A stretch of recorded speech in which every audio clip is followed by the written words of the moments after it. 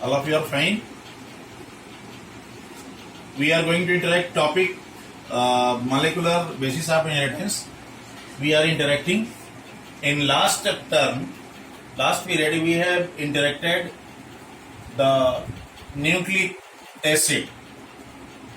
Today the major learning the structure of DNA and its feature. What is the real chemical bonding, what is its backbone, and so many other important information that is superficial only, because it is very difficult to go very deep in DNA. Still scientists are trying their best. Okay, just you see the structure of DNA. We will interact my loving students. Historical background. Nucleic acid was reported by Friedrich Mischer in 1869. Already I have told. After 20 years, Altman has given that nucleic acid, DNA and RNA. But here the term DNA was given by Zeitris. Zeitris ने इसको term दिया था, और structure was double structure model James Watson और Francis Crick ने दिया. जो James Watson Francis Crick ने 1953 में दिया. Double helical model.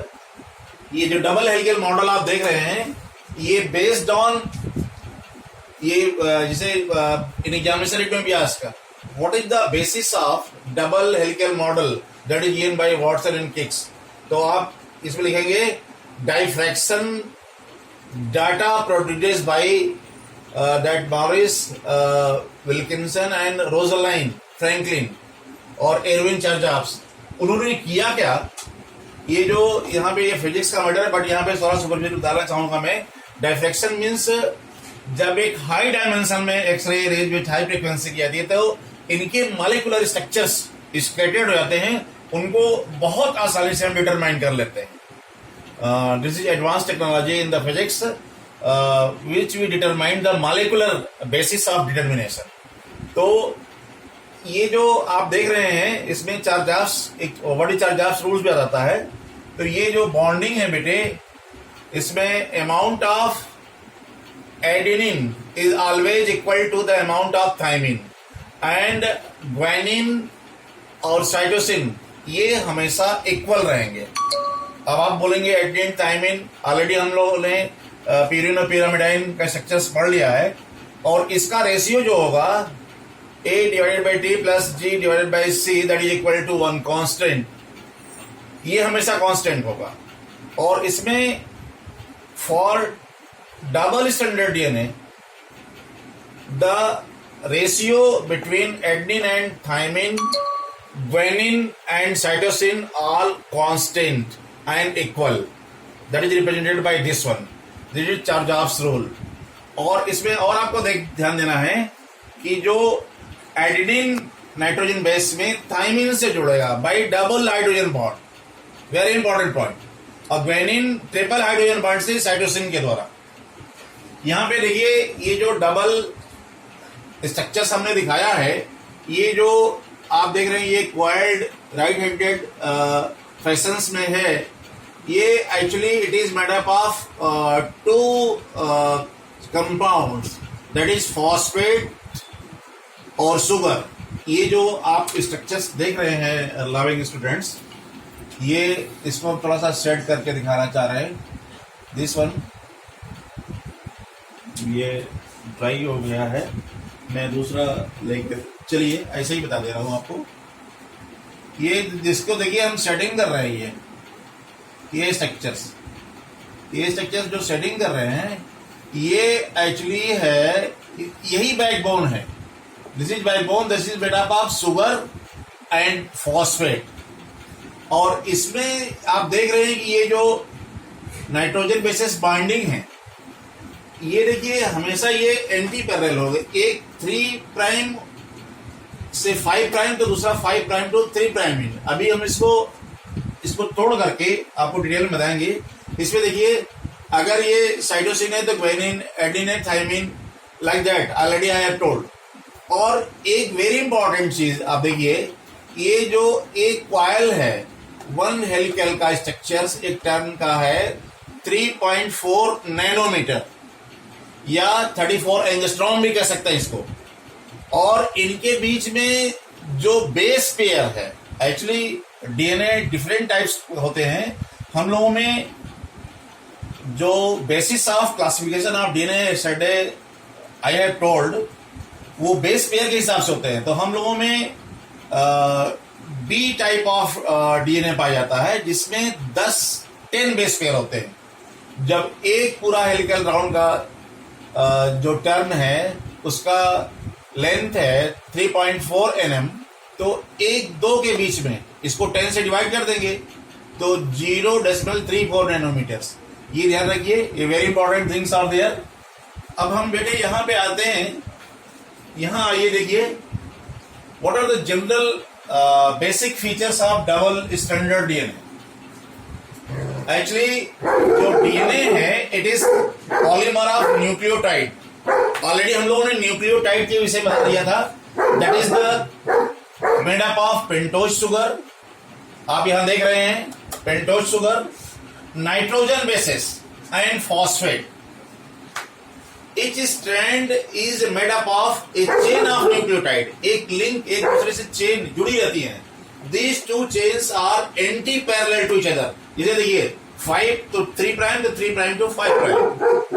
एंटी-पैरेलल इसमें आप देख रहे हैं, यहाँ पे हमने एक न्यूक्लियोटाइड का ये जो स्ट्रक्चर्स ड्रॉ किया है, इसकी बैक बोन को तोड़ दिया है। इसमें देख रहे हैं पेंटोज शुगर है। ये पेंटोज शुगर, ये देखिए कार्बन नंबर 1 पे ये नाइट्रोजन बेस, फिर ये 2-3 पे हाइड्रोक्सिल ग्रुप फॉस्फेट्स, और यहाँ 5वें नंबर पे ये देख रहे हैं ये 5वां, इसीलिए इसका जो एक एंड होता है 5वें नंबर पे। यहाँ देखिए एंटी पैरेलल 3 कार्बन एटम पे 1 हाइड्रोक्सिल ग्रुप कार्बन नंबर 3 पे फ्री होता है, और अदर स्ट्रैंड जिसको हम 5 प्राइम कहते हैं है फॉस्फेट ग्रुप, वो कार्बन नंबर 5 पे फ्री होता है। तो इस तरीके से देखिए इसको जो बैकबोन को हमने थोड़ा, ये बैकबोन नहीं है, this is the what, this is nitrogen, ये हाइड्रोजन बॉन्डिंग है, नाइट्रोजन बेसिस है, और एक प्यूरिन होगा तो दूसरा पिरामिडाइन होगा। जैसे फॉर एग्जांपल एक ये पिरामिडाइन, ये देखिए ये हमेशा कांस्टेंट होगा, इसका जो डायमीटर है वो 20 एंगस्ट्रॉम है, ये ऑलवेज कांस्टेंट होगा। इसको देखिए इस तरीके से pentose sugar, phosphate group, nitrogen base, तो इस तरीके से ये चेन बनी रहती है। और इसी को हम ये इसमें इसको नहीं कि ये बैकबोन है, this is only nitrogen base, this is the that ये what is this is backbone that is made up of phosphate and sugar, pentose sugar and phosphate, that it is about this one. Thank you. We will discuss later RNA. Thank you. थोड़ा सा कुछ मैं general information देना चाहूंगा। फिर से बता दूं बेटा, ये जो डीएनए होते हैं वो कई प्रकार के होते हैं। एक तो मैं बताऊं on the basis of function, इसको मैं थोड़ा सा रिमूव कर दे रहा हूं। जो डीएनए का क्लासिफिकेशन है,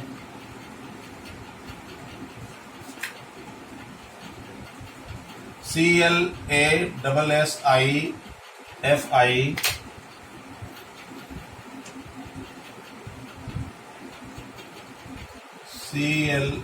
CLASSIFI CATIOM। सॉरी यार, ये चल नहीं रहा बेटा, ड्राई हो गया है। ड्राई जानते हैं क्यों जाता है, आपको पता होना चाहिए why it is going to be dry, because जो इसमें केमिकल सब्सटेंस है that is volatile in nature and that quickly vaporize by pressure of air and temperature, but we will try. ये क्लासिफिकेशन, अब आप बोल रहे हैं सर किसका क्लासिफिकेशन, ये थोड़ा सा हॉट्स है, समटाइम्स ओरल में या अदर आपको क्लासिफिकेशन ऑफ डीएनए, इसका जो बेसिस है ये है फंक्शन के पे। तो एक जो होगा वो ट्रॉफिक डीएनए होगा और दूसरा इसका टाइप होगा जेनरिक, GENERIC। ये ट्रॉफिक डीएनए और generic DNA generally lower form of ये प्रोटोजोन्स में पाया जाता है। जैसे पैरामीशियम में हम लोगों ने ये देखिए सीरिया, इसमें देखते हैं कि बड़ा सा माक्रो और माइक्रो। तो ये जो है ये ट्रॉफिक है और ये जेनरिक है। ये तो दूसरा classification based on base pair के हिसाब से। Base pair PIR DNA classification. इसमें बेटे बेस पेयर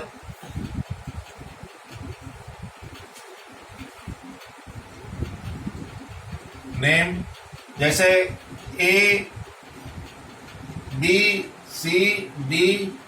Z। तो देखिए यहां पे ये डीएनए है, ये these are different types of DNA. इसमें जो ABCD है इसका जो पैटर्न है वो राइट हैंडेड फैशन में है। ये सभी राइट हैंडेड फैशन में है, लेकिन ये लेफ्ट हैंडेड फैशन में है। ये क्लॉकवाइज है तो ये दिस वन एंटी क्लॉकवाइज है। और इसमें जो बेस पेयर है A में 11 है, जो हम लोगों का है वो 10 है, ये है 9.33, ये है 8। तो ये देखिए still research are going on. अभी ये हम लोगों में ये ह्यूमन में 10 बेस पेयर वाले डीएनए। तो अगर आपसे पूछा कि which type of DNA is found in human, तो आप लिखेंगे double standard B type. This classification that is based on what, base pair. और ये सभी राइट हैंडेड फैशन में है।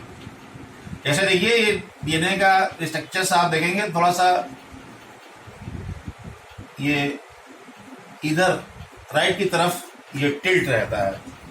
Already in examination point of view, examination में जो पूछा जाएगा आपके CBSE बोर्ड्स में, why what are the salient features, why DNA is more stable, already I have told. Because if you will see the structure of DNA, deoxyribose sugar, it has less functional group in comparison of ribose sugar. That's why more functional group, more reactive. और generally ये जो DNA होता है normal तरीके से,